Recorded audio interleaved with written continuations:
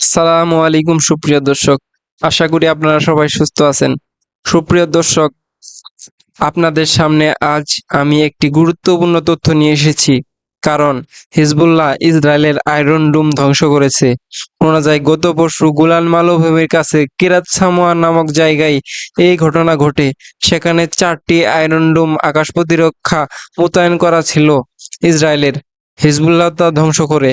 এখন প্রশ্ন উঠতেই পারে, যে আয়রন ডোম নিয়ে ইসরায়েলের এত গর্ব, যুক্তরাষ্ট্র যে আয়রন ডোমের জন্য বছরে 3 বিলিয়ন মার্কিন ডলার ব্যয় করে, সেই আয়রন ডোম কিভাবে ধ্বংস করলো হিজবুল্লাহ? উত্তরটা হচ্ছে চীনের সহযোগিতা।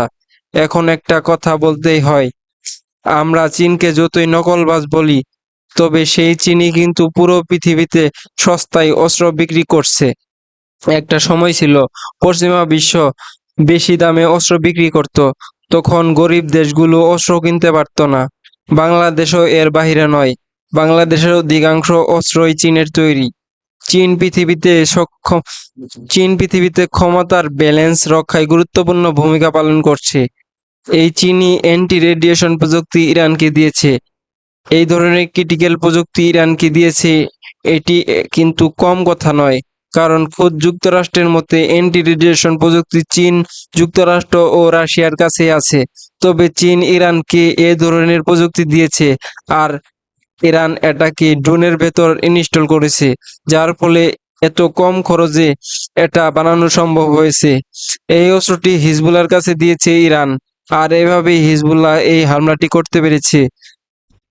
এখন যদি বলি এই অস্ত্রটি কিভাবে কাজ করে, এখানে বলতে হয় আয়রন ডোমের রাডারগুলো বায়ুতে তরঙ্গ নিক্ষেপ করে। যখন কোনো যুদ্ধ বিমান বা হেলিকপ্টার বা ড্রোন এই রাডারের রেঞ্জে আসে, তখন সেই তরঙ্গটি পুনরায় রাডারে ফিরে আসে, যার ফলে বোঝা যায় সেখান থেকে বিমান আসছে বা হেলিকপ্টার আসছে, এবং সেটি কত দূরে আছে তাও নির্ধারণ করা যায়।